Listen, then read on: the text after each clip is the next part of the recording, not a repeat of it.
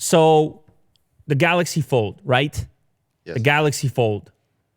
It started the thing. It went to market. It had the issues initially with the reviewers and the dust and the crease and the pixels and the screen damage. A lot of problems. It had this stuff going on, which I should remind people, it did not happen to my original Galaxy Fold, but that one went back. And then that was replaced because they made a couple of changes. Whatever it was they could make. They tightened up the hinge area a little bit, tried to stop things from getting in there. They reinforced, Will, as you would.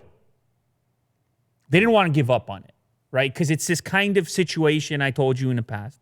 It's this kind of situation where you have this new technology, the ability to fold a display.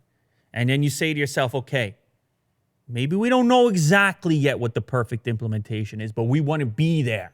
We want to be a part of the early stuff. So you can't just immediately put it down. You kind of got to commit for a little bit. And today we have a new development in that commitment. We have a product which to me kind of looks like an indication that Samsung has learned something even bigger than those minor changes that they made to the original Galaxy Fold. We have a product called the W20 5G, and it appears to be the next iteration of something that the Galaxy Fold started. So not a revamp, not a slight adjustment, but instead something a little bit more major. Now, it's important to note it kind of shares the same mechanics, but some things are obviously different.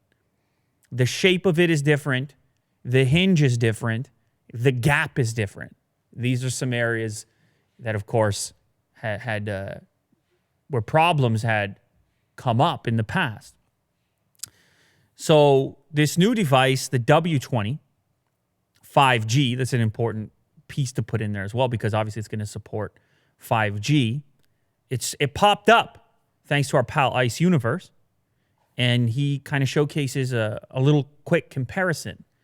And to me, what stands out here is that it looks like a product based on the Fold, but not the Fold.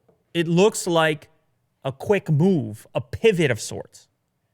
It looks like, okay, we got these problems with the Fold. We see areas in which we can make improvements beyond those quick fixes. We see a way in which we can reconfigure it structurally from a design perspective to make some improvements based on what we've learned beyond the Band-Aid type fixes. And then at the same time, we can throw 5G in there. As you can see, it's less curved. It's more angular on the edges there. You see it closes tighter, Will. There's less of it looks less like you're squeezing a sandwich or something. I mean, I don't recommend you squeeze your sandwich. It looks like the old one looks like a wedge. Oh, there it is. That's the word. A wedge. Yeah. A wedge, a little ramp to it. You could wedge your door open with the old one. The new one, it almost looks like it's closed flat. More like a sandwich, actually. Yes. That is what you want your sandwich to look like. You don't want a lopsided sandwich. No. This looks more like a successful sandwich. You ever had a grilled cheese or something? Oh, yeah. Yeah. We had a discussion the other day if you can put tomato on a grilled cheese or not. I think it's fine. You think so? I think it's fine. Kirk's shaking his head no. So anyway, don't put a tomato on your Galaxy Fold. I don't recommend it. Although the W20 5G might be engineered for such a purpose. Yeah, it's got IP rating. It's got tomato rating.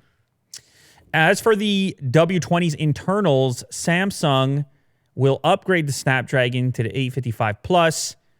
Little tiny boost there. It's still going to have the 12 gigs of RAM, 512 storage. The battery shrinks a little bit, like ever so slightly, which is strange, but I guess it's to match the new slightly slimmer form factor. It's going to be 4235 milliamp hour rating, which is down from 4380. So kind of insignificant, but yes, it's down.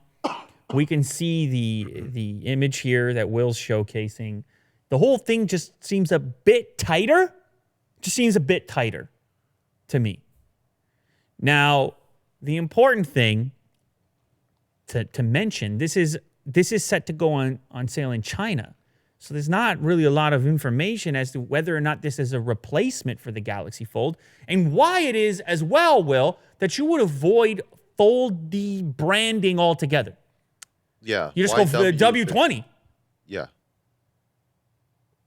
Why? W20. Oh, it's just another phone. It's just a W20 release. Come on. You got something cooler than that going on. So do you think this is like a soft launch or something? You know what I think, Will? I think Samsung is kind of backing off a little bit. They're saying to themselves, look, the thing happened with the Fold. We're invested in the idea of it, but we also understand that it's going to be a process. So we're just going to call it W20 because we make so many phones anyways. W series, whatever. Maybe they keep going with the W thing. You got the S, you got the Note. Maybe W. Is like their new line. Maybe it should have been V, though, because, you know, the folding. Oh, yeah. Yeah. But I don't know. Who am I? They've had W's before. They've probably... You're Samsung. You use every letter in the book at this point. Yes. Galaxy, The A, B, C, D. The M's. There's a lot of them. Yeah, you know me. It's actually a good idea to launch it in China. I mean, the Mate X just launched and it got sold out, right? Okay. So you think there's an appetite. Is that what you're saying? I think so. All if right. the Mate X is successful, Will he do? you know, Will he do? Ming Chi do. Ming Chi do. Whoa, easy today. That's a little much. No. Why are you feeling... What are you... Why That are you just came up. Why are you you feeling know, so good today? yeah. Well, I had a coffee. You did. You did, didn't Free you? coffee. What? Shout out Starbucks. Free? Yeah, I went in with Otis and they wouldn't let me in with Otis. So they're just like, oh, what are you taking? I was like, okay, I'll have a coffee. And then they brought it out. I was like, I wanted to pay, but they were just like, no, I got you. Shout out Starbucks. It's not an ad. Are you getting some kind of celebrity treatment out there in the world? Well, no, it's just a dog thing. You're saying Otis is the celebrity out there? I don't know. Is that guy a fan? Yeah, don't downplay it, Will. They know Kirk. You're out there in the world. You're taking special treatment these days. You're a different guy. I don't know you anymore. Yeah, I'll always request. You're just a out here trailer. demanding free coffee. You're like, I got the dog, so figure it out. Yeah. Do what you need to do. What a and, story. You know. All right, W20 goes on sale in China in December. And possibly after that, this upgraded device could show up in the US and UK. We'll see what happens. But maybe that's the case. Maybe you put it out in China and it's kind of like a soft launch. It's kind of like a trial run. Mm-hmm. And all of a sudden, this one does better. You see less units coming back that have some sort of durability issue, or you get a sense for the customer satisfaction, at which point you then say to yourself, let's roll this baby out. We think we've cracked it a little bit better than the initial version. The Fold always felt to me like a beta sort of device, like a trial run. As soon as I held it, it just had that feeling to it, Will. Like it was just a step in the eventual place. Like a lot of technology products. I've used plenty of technology products over the years, which they have that kind of vibe to them. Very ambitious. Yeah, you just feel like you're on the fringe. Yes. And you're kind of being careful with it because you recognize the fringiness of the engineering. So I always expected it to be short-lived in that form factor, that they would quickly move on and learn a lot from putting the device out into the world. So this is even quicker than I expected for us to see this. And like I said, I think from the branding, calling it the W20, you can see what Samsung's trying to do. I think they really are trying to experiment in public here because in the internals of this thing are very similar to the Fold. So why do it? Mm-hmm. Why go through the process? I mean, you got to put the whole team on it. You got to say, yeah, I mean, the internal's not upgrade too much. Yeah, it's just an 855 plus. But I want you to totally reconstruct the thing. You got to have a reason. So they obviously think it's better. So I'm curious to check it out if I get the chance. Do you like the fact that they kept continuing? Yeah, on this yeah, absolutely. project? I'm not one of these people. Look. This stuff is hard, man. So I'm not one of these people ranting and raving. Never ranted before. It's never happened. Rave, no chance. Never raved. No, but I'm not one of these people that wants to. I don't want to discourage the idea of experimentation. This is why I was putting out the message on the Fold. Look, if you buy one, embrace the aspect that this is fringy, and it's not going to be as robust as picking the form factor, which is tried and true. This is the idea of buying a first generation anything and having crazy, ridiculous expectations. I was putting that message out there. So I think a brand, you want to encourage a brand to be ambitious and to experiment, but you also want to, as a customer, appreciate what you're engaging in and adjust your expectations from there. So I don't mind it. I understand, though, as well, you pay the $2,000, you get the screen screw up, and you're not feeling too happy. I understand that, and I have sympathy for that.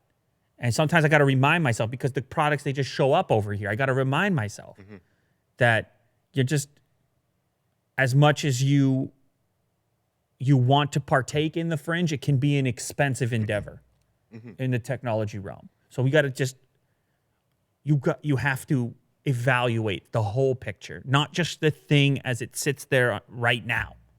The whole picture. If you want to partake in the cutting edge, you have to adjust your own threshold along the way.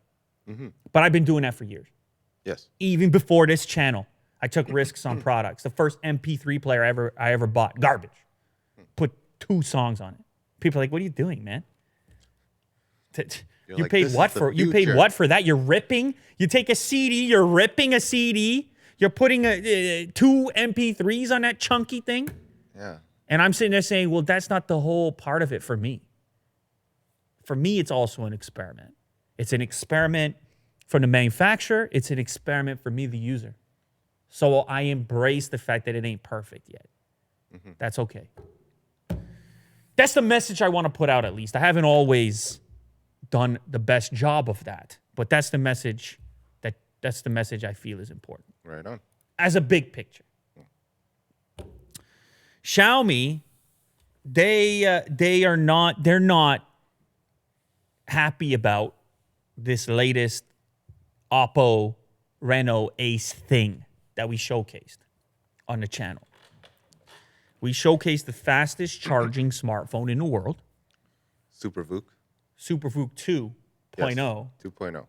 And that was right on the tip of your tongue. You weren't waiting. This coffee thing is really working out for you. Oh, yeah.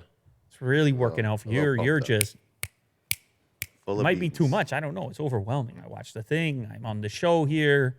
It's coming at me. It's firing. I'm dodging. Yeah. Well, you know how it is when it comes to Luke, right? So I had to say it. Oh, you're super vooked. Fast charged. Ready to go. Charged in less than 15 minutes. Yeah. Yeah. You got boosted with the coffee, of course. Oh, yeah. So Xiaomi, they saw that video. They saw me enjoying the quick charge, looking at the meter going up in real time. They saw Jack's editing on the video. They saw all of it. Xiaomi did.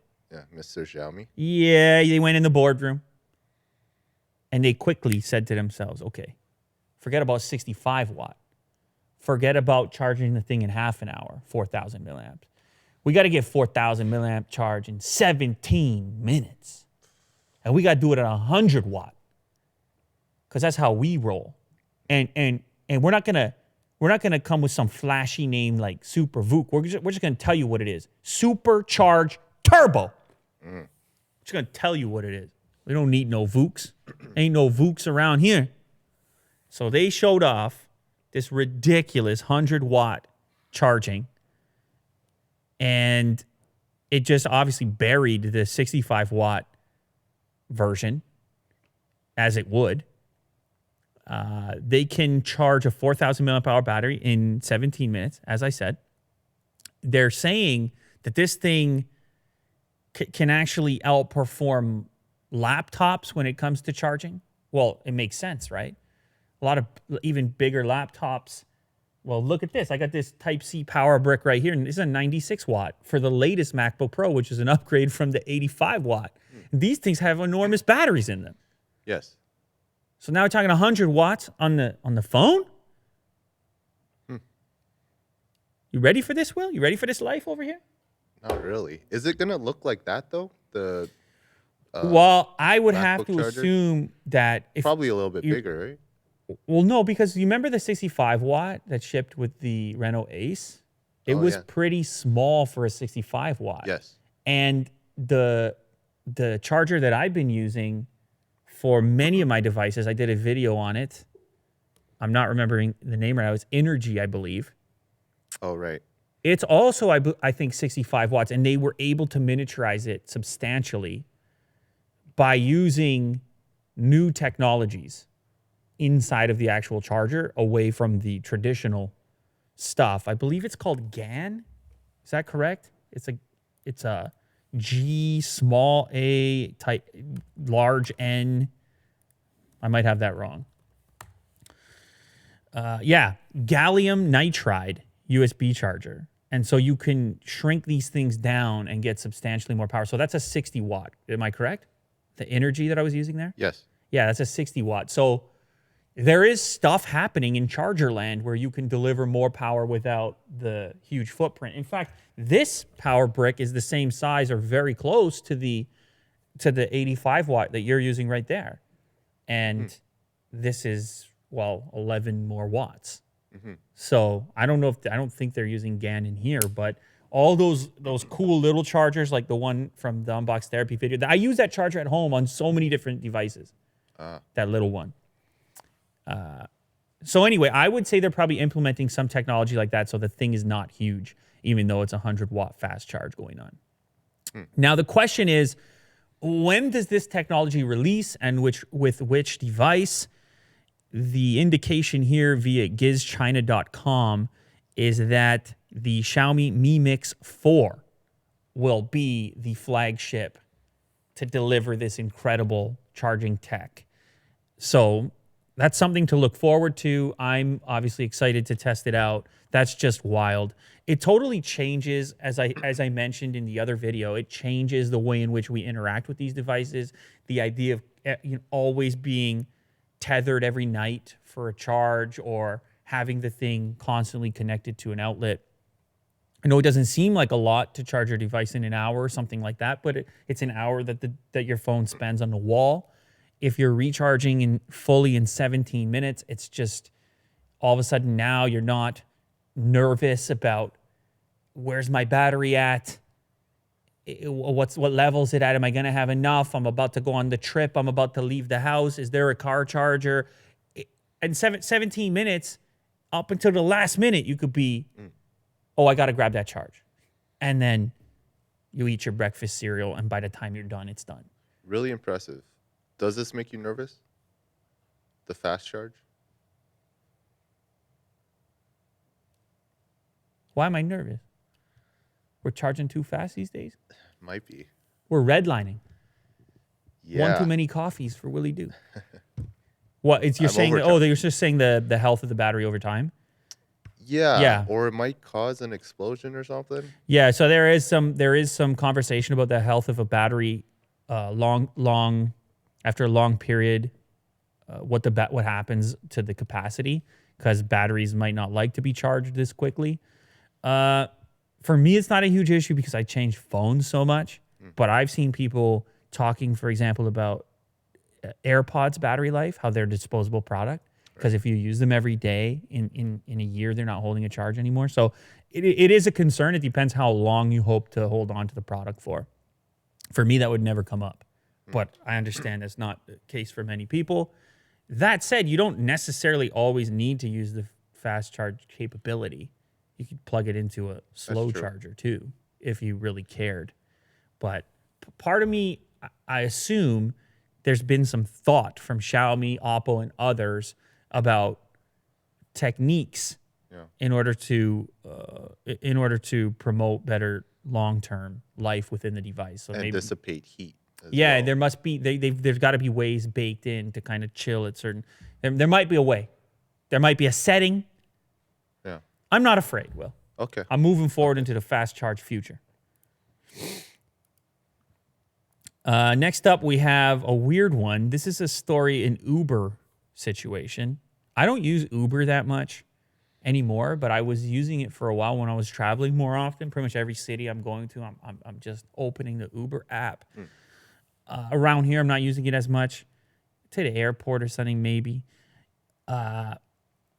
But you may have heard there's been some issues that arise where maybe some conflict or dispute between a rider and a driver, or a driver does something bad and a person makes a claim against the driver, and maybe there's no, and then Uber gets all this bad press, and the stock gets impacted, and obviously it's a very, very highly evaluated companies worth a few dollars. Yes. Uber, the unicorn. Uber is worth a couple of dollars. Yes. So they've got a new strategy, it appears, or at least they're testing a new strategy to try to protect passengers and drivers from ever encountering those situations. And that technique is to audio record all rides, have an audio recording of all rides. This will initially be on the driver side of the ride. It's the driver will have the audio recording. They're testing it in Mexico and Brazil next month, at which point they will decide whether or not to bring it to the US. So people watching this, I suppose, can have their say before this takes place. It's called audio record in ride, and they claim it ensures passenger and driver safety. As I mentioned, by default, it's just going to be the driver who has it enabled. If you want to activate it as a passenger, you have to go into your safety toolkit, and there's too many steps. I don't think a lot of people are going to use it. But apparently the way this works is that it's encrypted, and that the driver can't go back and listen to his or her audio recordings. Instead, only HQ can hear them in the event that they need them, or potentially law enforcement. But I still feel like for the average individual, from a privacy perspective, it just feels a little strange. You know, there's a lot of people, they're using Uber. It's night out on the town. You would know, guy like you. You're out there, you know? Friday night, guy like you. Willie do Friday night. It's a different guy. There's you on a Thursday afternoon after a Starbucks with Otis, and then there's Friday night Willie do. TGIF. Right? Yeah. And so maybe you're having a time, as you would. You got all your pals. And you're getting a bit loose-lipped. About to take a ride back, you're getting loose-lipped. Yeah. You're just spouting.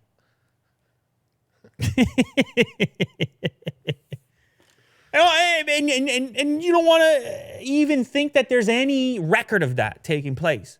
You're just in the back seat. You know, you had a few drinks, whatever you did. Yeah. I didn't do it. You did it. Look, I'm just saying, I've been in enough scenarios where it's a very intimate environment in the back of an Uber. Yeah. It's nighttime. Might not be processing it, the fact that there's a record or recording. I get it. They're saying, hey, no one's going to hear it, but you got to trust that that's the case, that it couldn't be used against you in some circumstances, something. Because all of a sudden, what was that scandal? It was hockey players. Yeah. Hockey players were being recorded, and then the driver went public with it and screwed up the whole culture of the team because they were talking about their coach. Right. They didn't realize they were being recorded. So it brings up all kinds of privacy ethical concerns, and it isn't rolling out yet. Like I said, they're testing in Mexico and Brazil. So if you're a regular Uber passenger and you hate the idea, you could probably let them know right now. You could tweet at them. You could do whatever you want to do. Maybe it never shows up. But then again, on the flip side, maybe you like it. I'll go to another scenario. Late at night, you travel by yourself. Guy's a weirdo in the front seat. Well, I'm not saying that Uber, I never had a bad experience. The Uber drivers all been really cool. So I don't want to suggest that's the case, but people are people, and it's possible. And then at which point you're thinking to yourself, man, thank goodness all these are recorded. Right. Because now I just feel better that at least there's some track record, some record somewhere. So it's going to be recorded and it's going to be stored into, like, I guess, in the cloud. It gets sent to Uber HQ. Right. And then only in the event that it's needed. Right. They can pull it up. Because they've had issues, man. Uber has had some really bad press. Now, several states in the United States, they have wiretapping laws. I think they're called statutes, in fact, where both parties must consent in order to be recorded. No one can unknowingly be recorded. That's only in certain states. Other states might not have those rules and regulations. But even in those states, you can imagine you booked a ride and you could consent maybe right within the app. I don't know how they'll implement it. I don't know how I feel about it. I'm a bit split. What about you, Will? Do you care? Do you want to be recorded in the Uber, the audio, for your own safety? Yeah, I'm kind of split too, because for the safety issue, like I would like to have like a recording if something does go wrong. Yes. That does happen. But at the same time, if we're kind of like drunk or something, oh, you're or doing, yeah. It's I don't know. It's a weird situation. Yeah. Yeah. I feel like there are some Uber drivers that actually record the video. backseat. Yeah, video. Yeah. Have you ever? I never experienced that. No, eh? I wonder if they ask. I mean, and there's plenty of them probably running dash cams that are also running audio. I assume that could be going on, but I think that this particular test being across the board without any extra equipment implies that instantaneously they're accumulating so much more data, and it's the piece that they're getting it. It doesn't belong to the driver. Right. See, so now the driver has to think, as opposed to if he owns the footage in his own car, you can't get access. You know what I'm saying? Right. Neither can head office. So yeah, I could see the argument from a driver perspective that, hey, I don't want to be surveilled all the time either. Yeah. I'm just trying to live my life. What about when I go grab the Wendy's like Vin just did? Yeah. Then what? Are you listening? Like you're judging me? Yeah, are you judging my Wendy's right now? Although I suppose that's not in a ride. Anyway, all kinds of ethical questions going on there. Of course, the viewers of the show, they can let me know in the comments if it matters to them or not, if they want to be recorded or not when they're in the next Uber ride. Here's a cool one, Will. This one, it's just a simple, but such a cool idea that makes a lot of sense. I have one of these covers on my truck. It's called a tonneau cover. And a lot of people use them to protect the contents of the bed of the pickup truck. If you store things in there, you make it, in some cases, watertight, so you're not getting moisture in there.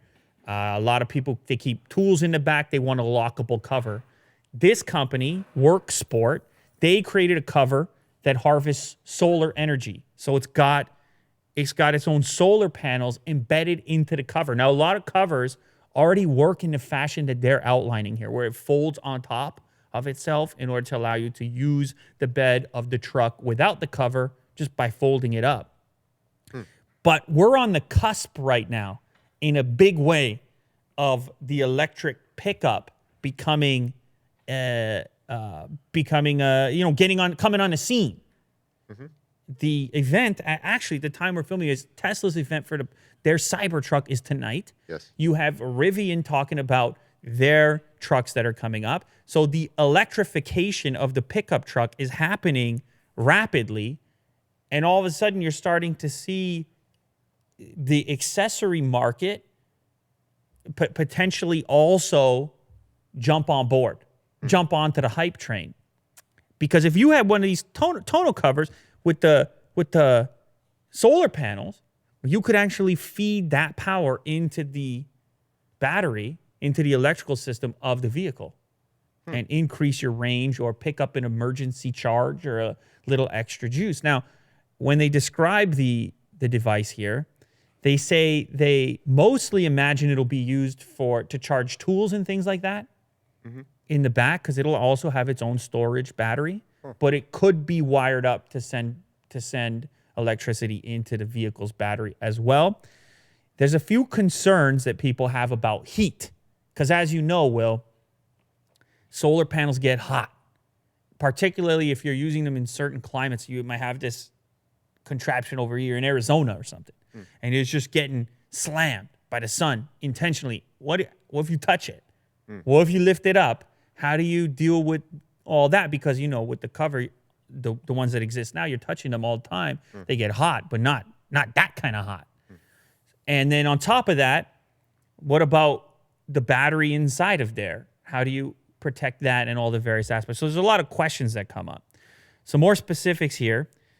The cover will be connected to a 2 kilowatt battery bank placed in the bed. And then the bank has a 1 kilowatt breakaway unit. There's going to be a couple of different configurations available. There's going to be a 4,000 watt inverter.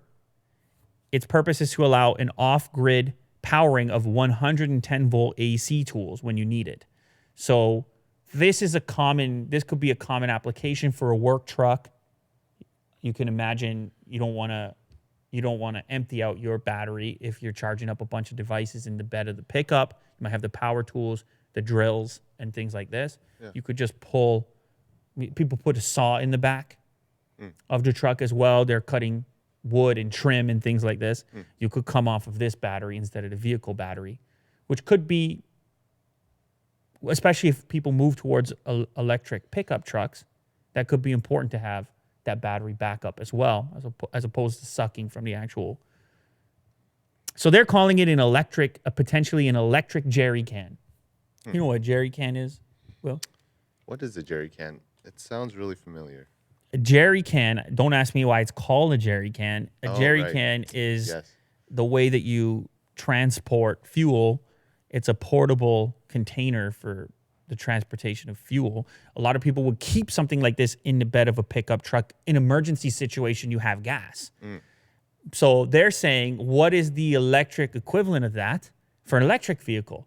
Maybe it's this thing with its own onboard battery. You get it wired up to the car. Now, in an emergency situation, you pull off that one, you can go a little distance to get to the next charger. So it's very cool. It's a simple thing, but you sit there. Sometimes the best innovations are simple ones. Like, why is nobody doing that yet?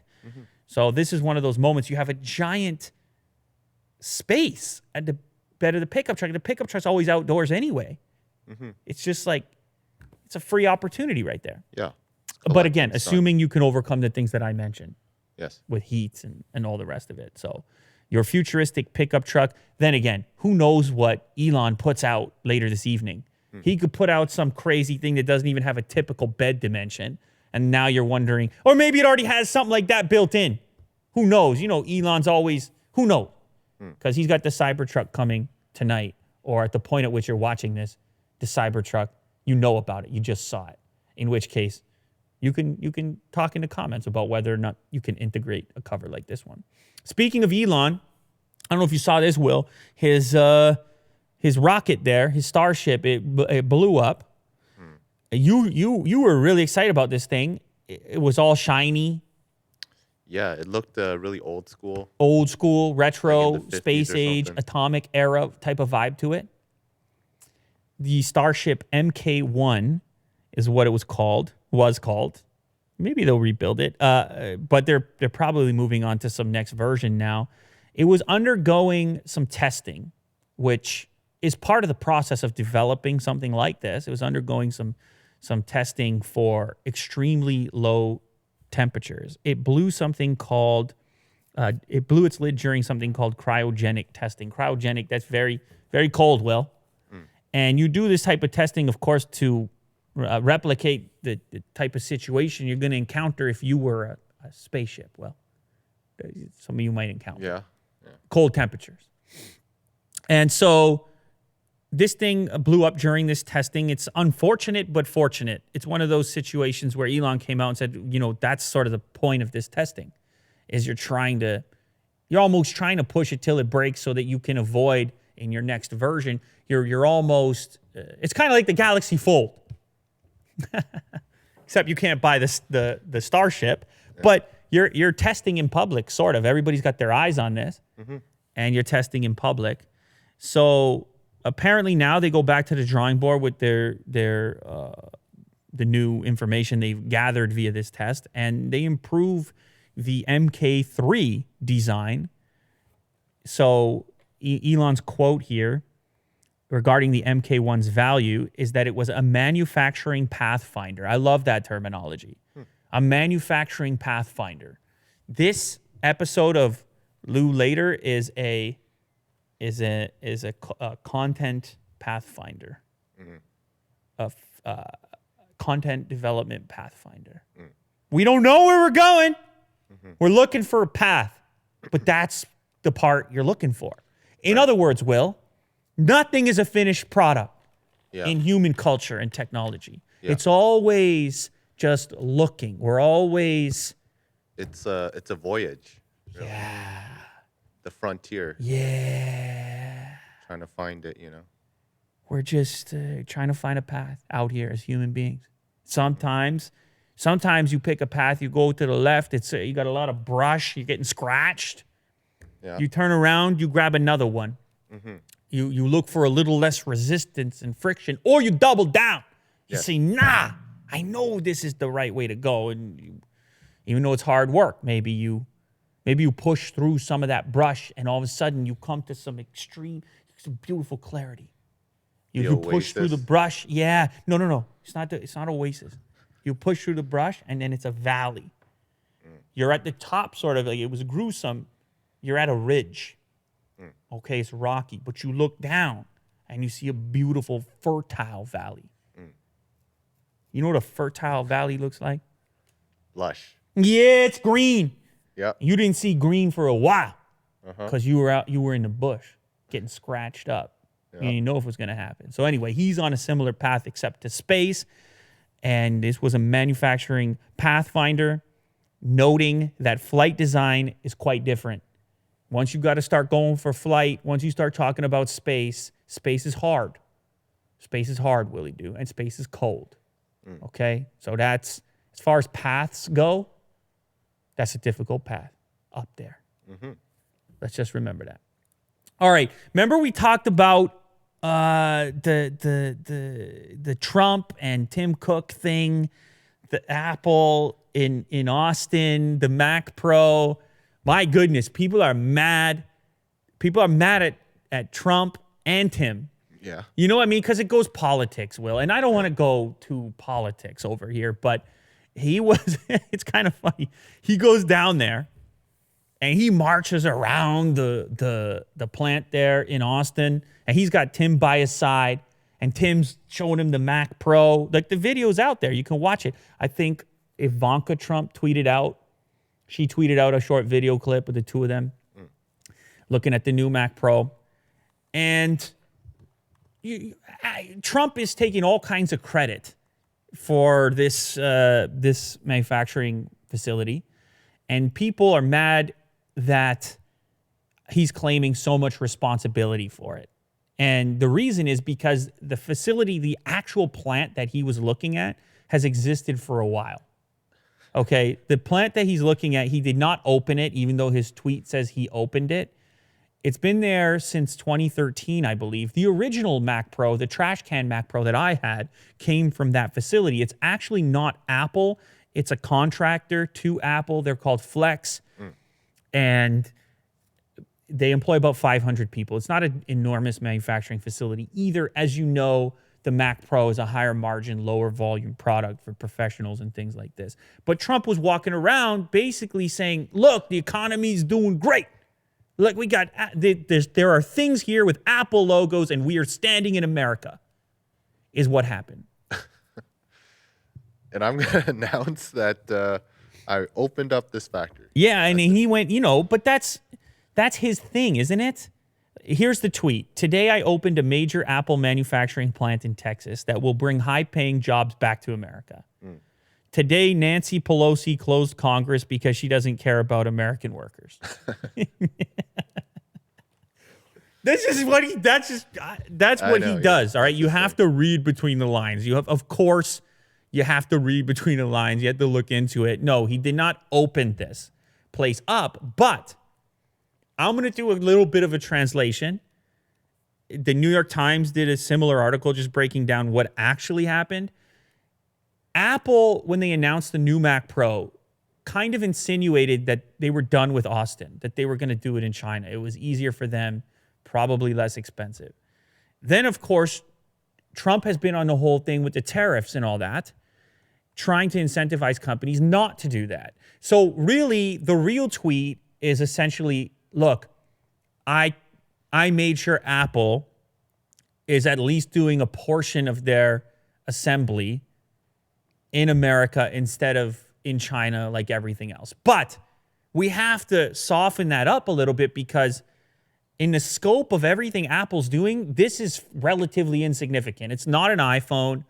It's a I don't want to downplay it though. It is cool that it's just so rare to see any product with an Apple logo doing anything to it besides designing it in America, right? It's an interesting thing to take place regardless. So I don't want to completely squash it, but it is relatively insignificant in the scope of Apple's landscape. And there's millions of people employed in China on behalf of Apple by comparison. And this facility of contractors, about 500 people.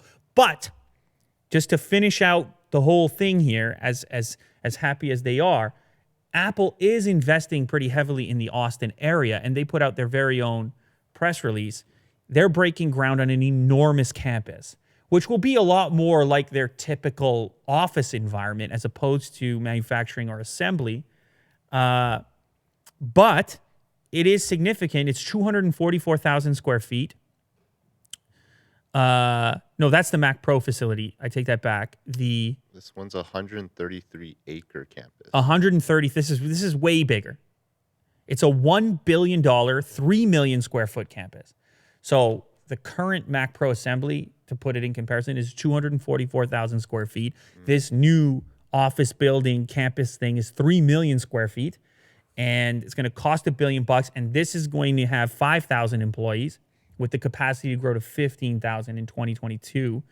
Again, compared to the 500 people that work at Flex with the assembly of the Mac Pro. So it's kind of a little bit of everything in there.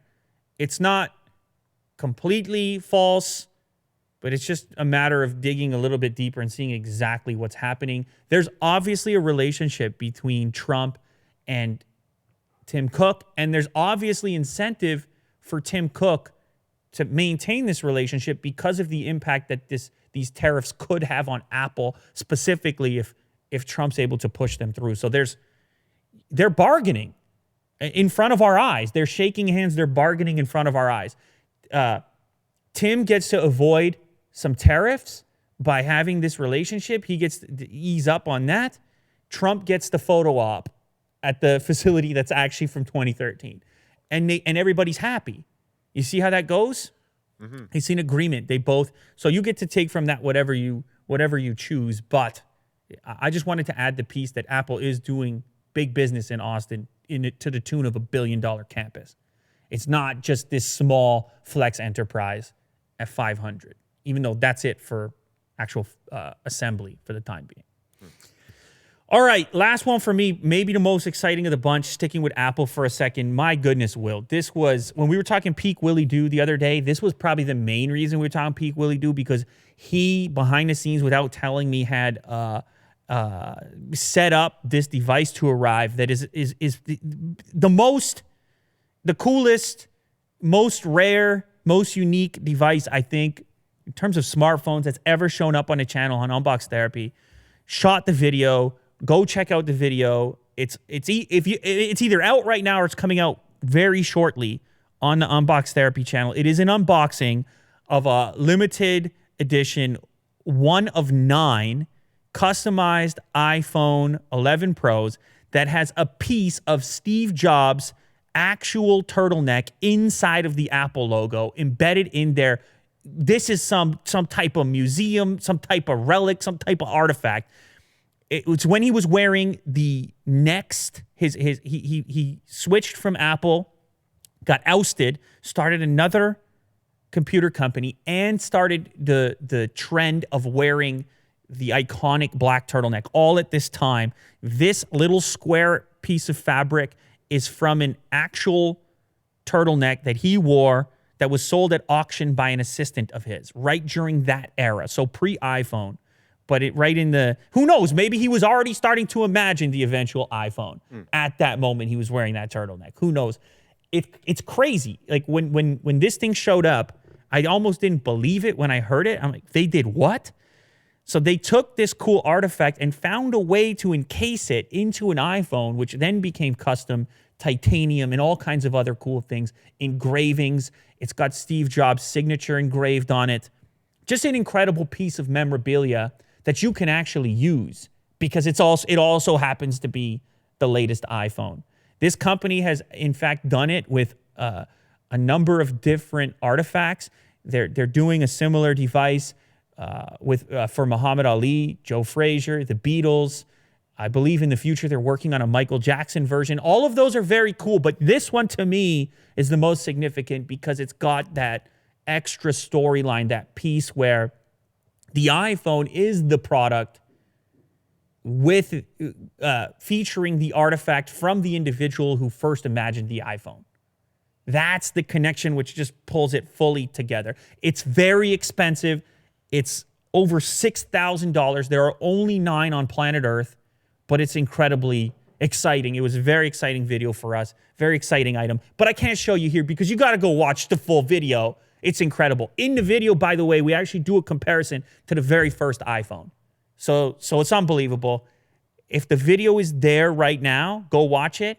If you go there and it's not there yet, it's coming in like an hour or two from the point at which you watched this video. So exciting times around here. Peak Willie Do. Now you believe me, people out there in the world. You were like, yeah, okay, Willie Do, peak, maybe. But then people had high expectations. They said, no, Willie Do could probably take it higher. Some people thought that. Now they understand the actual altitude that Willie Do is capable of reaching. Remember I was talking, you come through the bush, you're on that cliff, you're on that peak. Yeah. It's a high altitude over there. Stratosphere. You know what happens in the high altitude, Will? It becomes harder to breathe when you get up high. Just remember that when you're out there getting those free coffees. All right? I have asthma. That's it.